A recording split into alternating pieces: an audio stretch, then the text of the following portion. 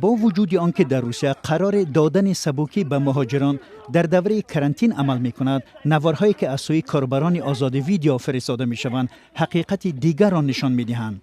حتی دیروز که مسلمانان از عید سید فطر تجلیل می کردند، مهاجران تاجیک بعضیشان به چنگ کارمندان مقامات حفظ حقوق افتاده و به شعبه های میلیسا برده شدند. نواری که حالا می بینید از بازار تگانسک ریاد در شهر یکاترینبورگ ثبت شده است. اکثریت تاجران این بازار تاجیکان می باشند. مؤلف نوار می گوید در این بازار 5 روز این جانب کارمندان میلیسا و نیروهای زودعمل رید می گذرانند.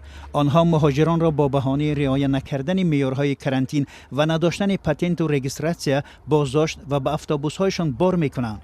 این مهاجری که نسبتش کارمندان پلیس از زور کار بردند، بعد تفتیش شناسنامه‌اش کوشش کرده است حجتش را از دست آنها بگیرد و مقاومت نشان دهد. در نتیجه به دستش زولانه زدند و به شعبه پلیس بردند. کاربران آزاد ویدیو میگویند چند روز اخیر شماره زیادی تاجران بازار را در نتیجه این عملیات دستگیر کردند.